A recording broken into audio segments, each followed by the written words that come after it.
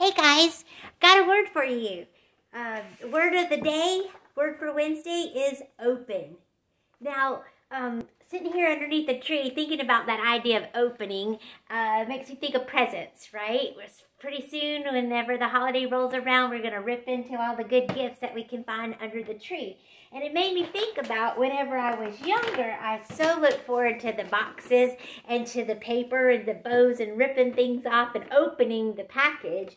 As a grown-up, I tend to go with the gift bag idea where you put the present in and then just artfully add the tissue paper, right?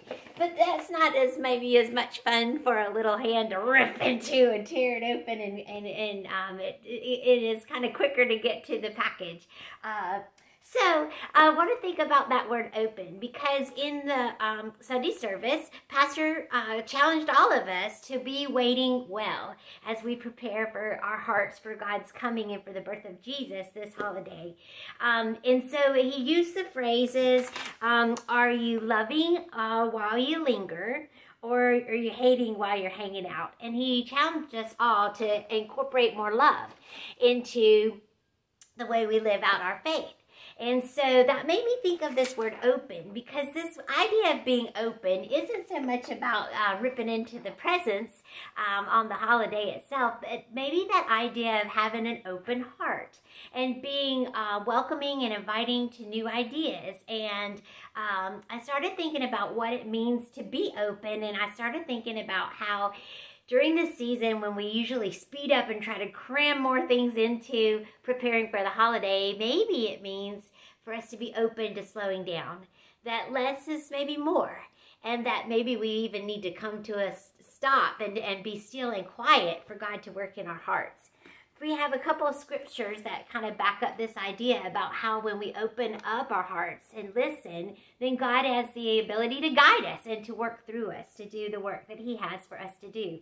In Isaiah chapter 58, verse 11, the Lord will guide you always, the scriptures say. He will satisfy your needs in a sun-scorched land and will strengthen your frame.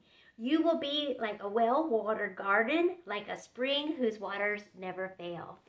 And in the Psalms, Psalm 32, verse 8, the scriptures say, I will instruct you and teach you in the way you should go. I will counsel you and watch over you. And so if we want to open our hearts to God's love, we need to know exactly how we may need to get her done. And we need to know how it may be a little different, this preparation and during this season of Advent.